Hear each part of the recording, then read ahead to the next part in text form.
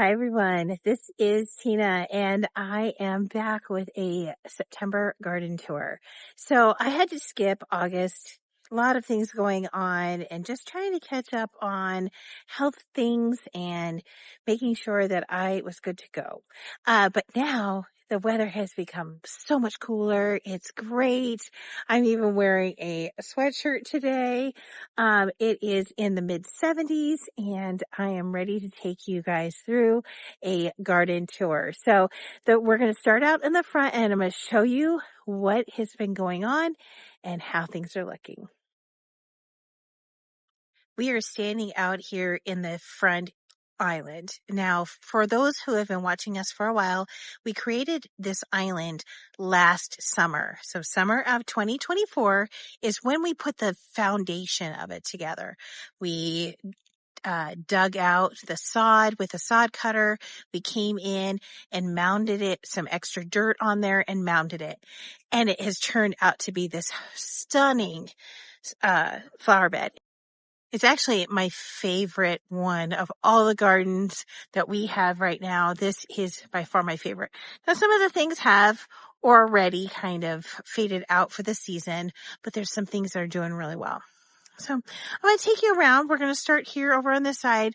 This is a profusion crabapple and it is a few years old. The whole reason that we wanted to build this island was because we have the very, very tall ash tree in the front, and then we planted this crabapple a few years ago, and we really just wanted to create that feeling of having a figure eight shape up here in the front and just to have flowers in front of our home. I've just planted a bunch of lavender here and we have hibiscus. I have two different type of hibiscus here. They have since done for the season, but I do see a couple blooms on there. So I think we're going to be putting on another show. See, we have some blooms here and here. These are the Summerific series from Proven Winners. And you can see kind of the difference between the two different varieties. The smaller variety here is not a Proven Winners, but it has some beautiful little flowers and blooms that are about to start again. So this is more of a fuchsia color, the Proven Winners one, and the other one is kind of a lighter pink, which goes really well. And I'll show you. It looks like there's one blooming on the other side. These right here, they're not impressive yet, but if you think about it, I planted these late summer. So they've only been in this area for maybe 2 months at the most. And these are the cherry brandy rudbeckias. And I did just a swoop of these and there's a swoop of them over on the other side. So we're going to go take a look at that. I have one of the grandma grasses. I think that's what you call them, gamma grasses or grandma. I can't remember for sure, but they have the cutest little seed heads on there. I just love it. I did plant some annuals in here because I didn't want to invest too much in perennials while the rock was being worked on. My husband built this rock to put our house numbers on there, so it just looks absolutely beautiful. But I did want to use something in here to kind of give it some personality while we're waiting for me to decide on perennials for next year. So I've planted the purple fountain grass. And there's two of them that flank each side of the rock. And then I've got some celosia that I actually grew from seed. They're really tall. I didn't even expect them to be this tall, or else I probably would have put them in the back of a flower bed. I thought that the stalk would get much bigger than the celosia, but it's okay. I still think they look beautiful and they are attracting a lot of pollinators. Then I've got some of the lemon coral sedum that is towards the back here. And it's really given off that yellow tone. I didn't think it would do that here, just because it never is able to get to the stage where it flowers. But when it's getting ready to flower, it kind of turns like this yellow color. So if you look at this one, it's a little bit more of a yellow color. And then that one definitely looks yellow, but that one over there looks more chartreuse. So I think it just really depends on the lighting in the area. And behind me is south. So the rock is facing the south.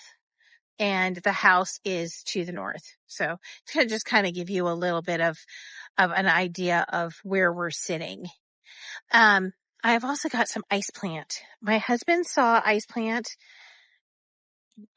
right here. So my husband saw this ground cover ice plant at a botanical garden and absolutely loved it. He wanted me to find some, so I found a couple. And I am really liking it. It is beautiful. It's spreading out really nice. And it has looked this fuchsia pink the whole time since we got it, which is really exciting that it looks so well.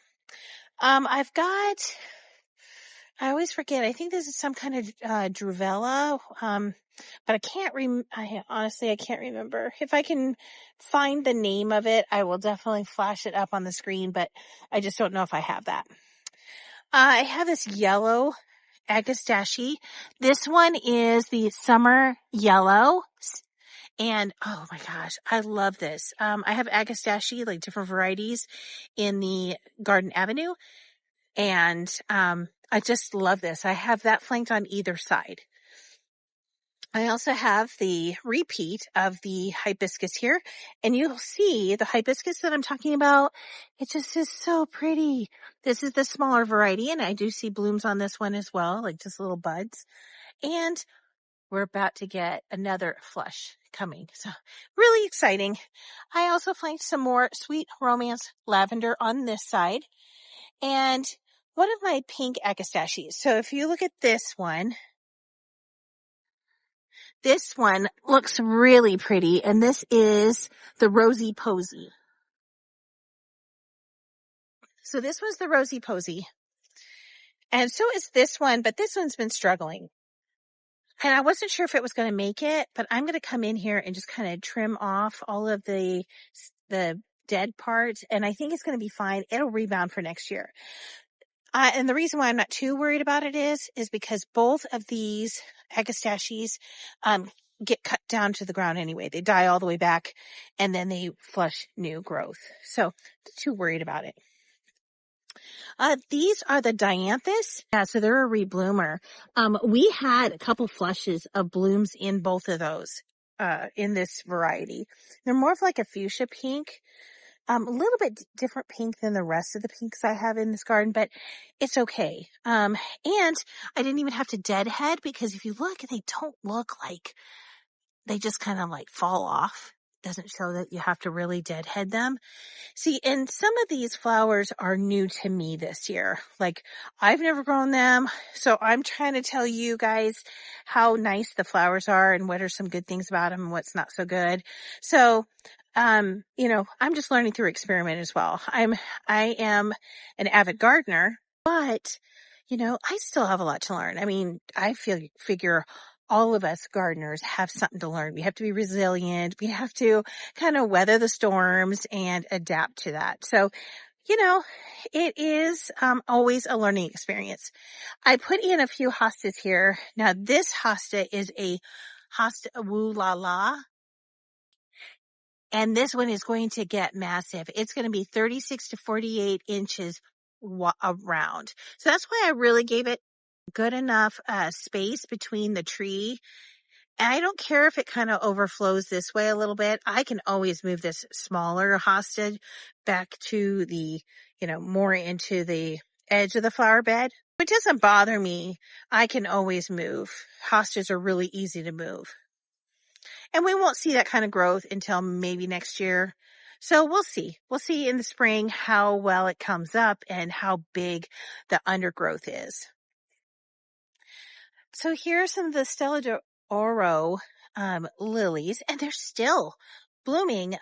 Here they're considered parking lot flowers just because they are really easy to maintain. They give a color throughout, but I got these on a clearance deal for like $2.25 per plant. So I couldn't beat that deal. I got some hostas like that too. So, I'll take them while I can get the clearance prices. Here I've got some of the powwow echinaceas, and you can see those kind of sprinkled throughout. I planted these last year at the end of the season when I got them on clearance, and they're doing really great. I really love the colors. Here I have more of the celosias. Again, didn't realize that they were going to get so tall, but wow, because I've never seen celosias get that tall before. So this was a learning thing for me as well. And then here are more of the black cherry Rebecchias, and they look so good. That's what's really strange is that these ones don't look anything like those others. And I don't know why. I mean, even these two plants look different. Maybe it's the soil that changes them. I don't know, but these were all in the same seeds. So I have no idea why they're so different. Over here, we're just, also got some phlox here. They have been major performers, but I think, and it's starting to get cold. So I'm noticing that this one's a little bit more yellow than the one in the middle. But the middle one is stunted a little bit. This one is looking like the first one.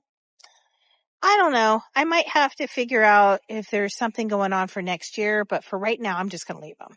I'm not going to worry about them. They don't have much time left anyway, but they've been blooming on and off all summer long since I got them in the spring. Now I planted a couple boxwoods in here as well that I'm going to try to keep as a, uh, sphere shape. So they haven't been in here for very long. I just put them in the spring as well. I had a couple extras in the back that I put in here, and then I'm just going to tailor, I will trim them off. Not anytime soon. I'll probably do that next spring. And then I have come in and cut down all of the penstemon. Well, I think most of it. I think I still have some stragglers back there that I need to get under, but really hard to get underneath the tree. But I went ahead and just cut off all of the seed heads to the penstemon over here. And then we have some Veronica here. And I don't like how it kind of splays out and kind of flattens, but we have had a lot of rain this season. So I'm hoping next year, when it comes up in the spring, it'll be nice and perky. And here is one of the flower bed that we just made. I think it was about a month ago that we built this, and we planted the crepe myrtle here and another crab apple. The crab apple is going to be white, so it's like a snow white or a spring white or something like that in the name. But it is going to have white blooms versus the pink profusion, which is going to have fuchsia pink flowers. So it's really exciting. The crepe myrtle here is an experiment. Have never had a crepe myrtle before. This one came all the way from Oklahoma, and it has been so beautiful with its blooming pink flowers. It has been so nice. Now this is a zone 6, and we just moved over to a zone 6. So I'm hoping that our winter will be able to be nice to it and not hurt it. Definitely experiment for me, because I don't have anything else in the gardens that are a 6A plant. They're all in the zone 5s to just be safe. So hopefully my crepe myrtles, this one here and the one I'm going to show you in the back garden tour, I'm really hoping that they are going to withstand our winter. Now, this area has always been a trouble spot. So I'm not going to get too close to it because it's a little embarrassing, but this area, because the locust tree is so big, it's so massive. I mean, this is probably been here since the house was built 75 years ago. Our house was built in 1950. So, there's extensive tree roots under here.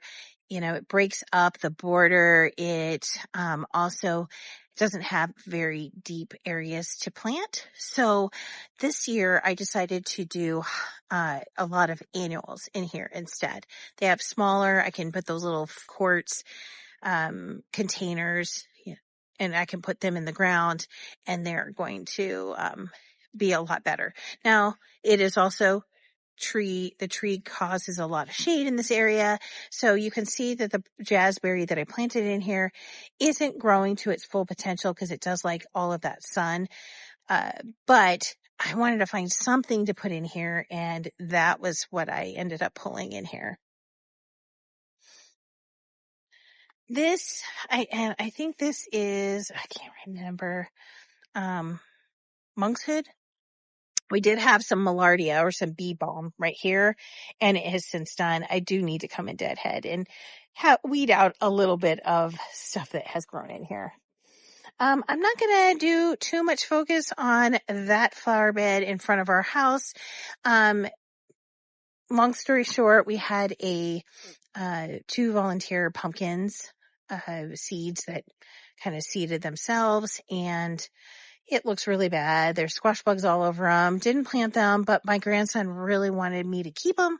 So I've kind of left that. Next year, we're going to be revamping that flower bed because we like to put a pergola over our space here. So I have some shade, some protection from the harsh winter and in rain and things like that. Cause I really like to be able to use that as a living space.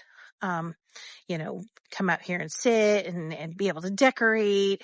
I just don't feel like I have a good decorating space. So we're going to do that next year. This is probably one of the oldest established gardens that I have. Now, things have been moved around and altered a little bit, and things are starting to look really tired. So, it is September. We have to take that in the back of our head that winter is coming eventually. But we do have some agastache, and it still has a little bit of life left, but it is really almost gone. The bumbles are still enjoying it. In fact, I see one right here.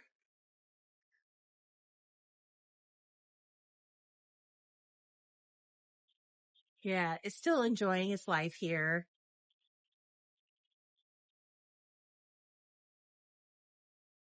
So we've got some of the autumn joy sedum here in the front.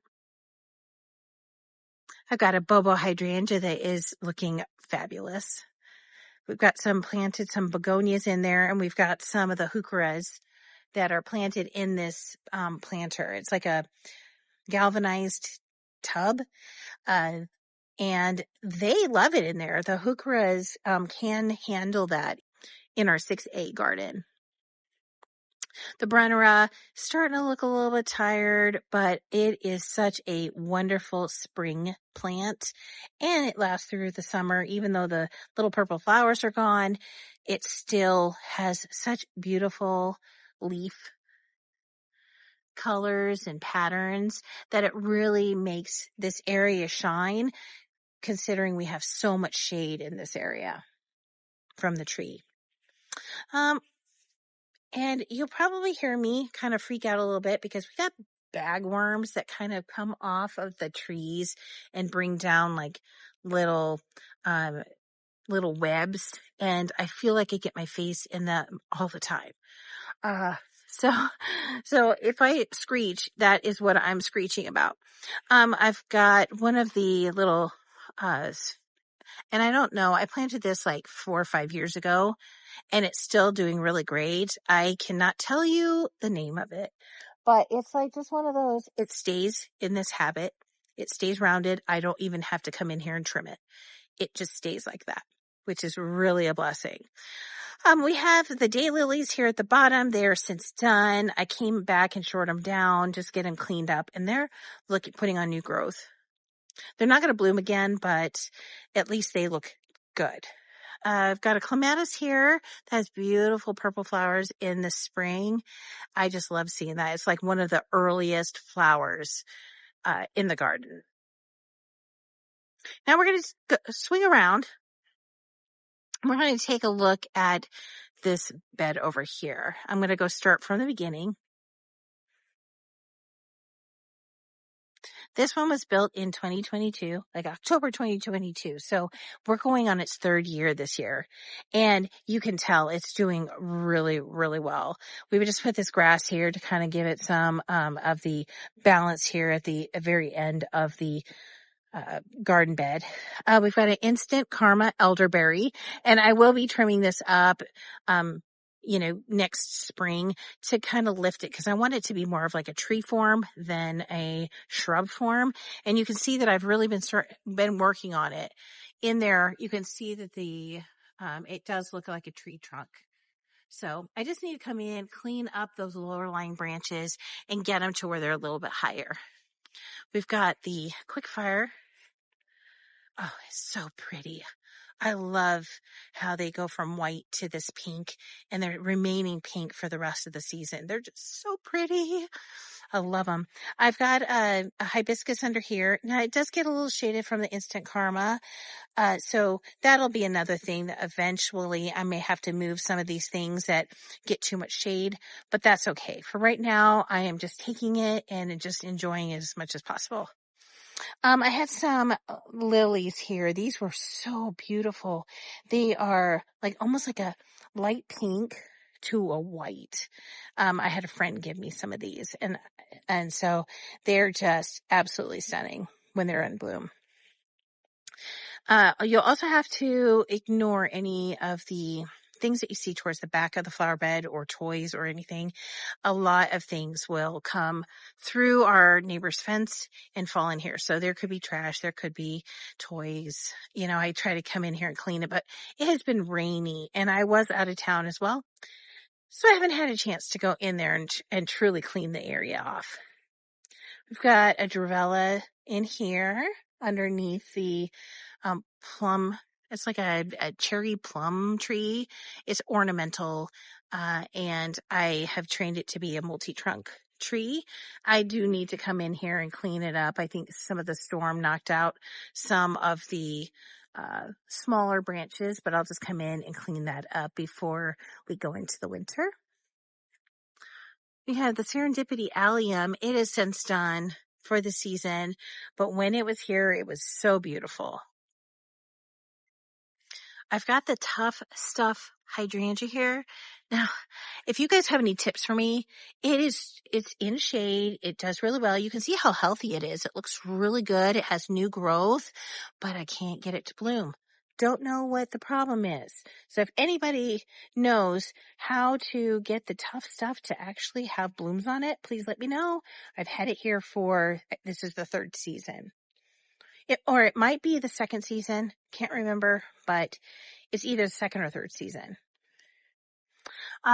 This is what happens to our peonies in our area. They just get this terrible powdery mildew.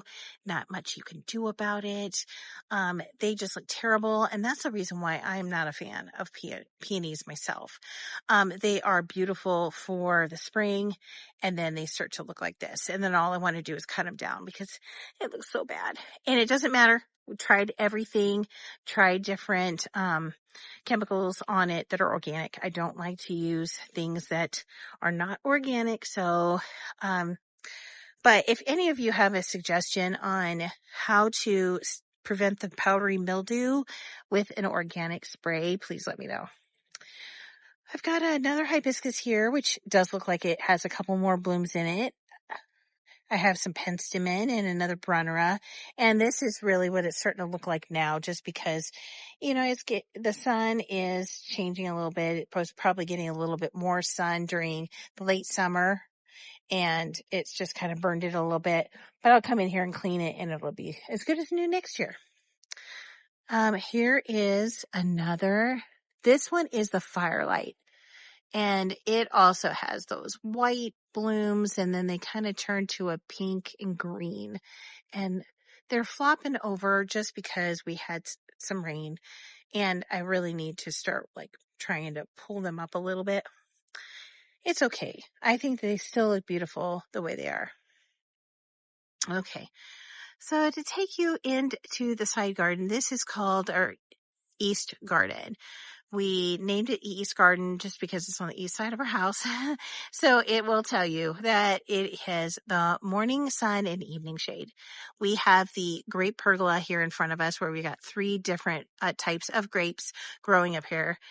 So they've been here for a few years.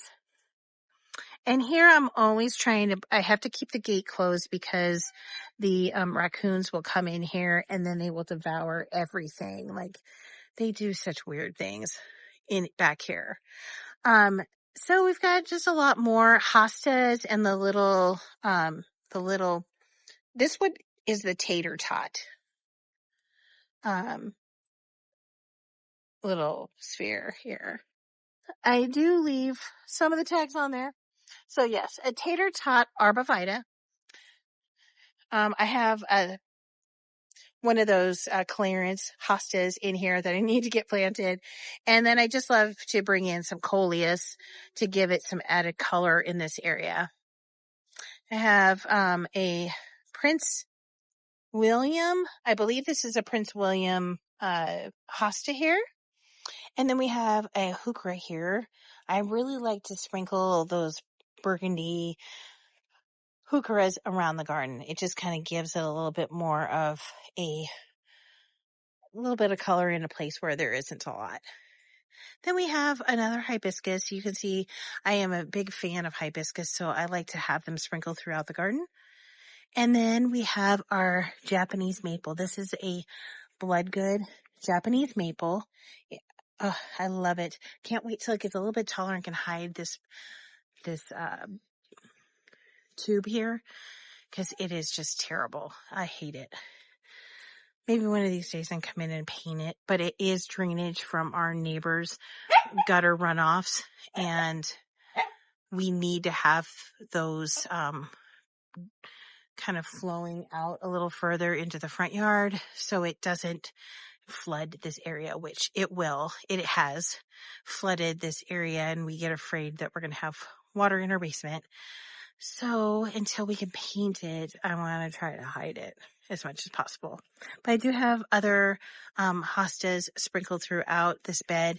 It's still in the works. I mean, this part I didn't start until last year is when I started this project. So I just continued the flower bed from the front and continued it all the way over. I'm going to go ahead and spin over here. If you were here with us just a couple weeks ago, we came in and we cleaned up this area a little bit. It was really starting to look bad, and I can't tell you that it's looking absolutely perfect, but you know, it is what it is. We get to what we can. Here I've got the Bloomstruck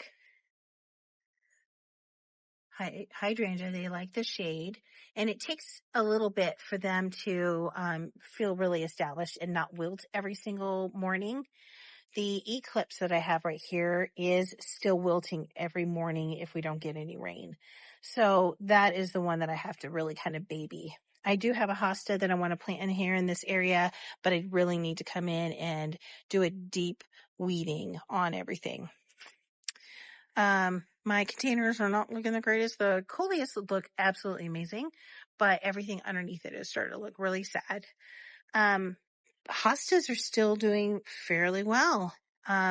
No burn, and you know, they get plenty of shade from the pergola, so they're doing really well. The bishop's weed is yet to be desired. Try to pull it, but it is just relentless. I have another bobo hydrangea here, and planted some angelonia in the pot, and I have some of the hostas down here. This is an area I really need to kind of tend to. We've got a Caryopteris here. And then we have the Julia Childs rose tree here. It's a standard rose. And it has really been blooming a lot this season. I do need to come out here and deadhead it. I just haven't had a chance to. And then I have a blue muffin viburnum back here. Another thing that we planted, my grandson and I, we planted asparagus hyacinth beans. And look at those. They're not edible, but they are just so pretty. Look at all of the purple buds on the top, and it's just naturally growing over. I've had to train it a little bit, but I can't wait to come out here before the frost happens and pick all of the hyacinth beans and save them to plant next year up my trellis.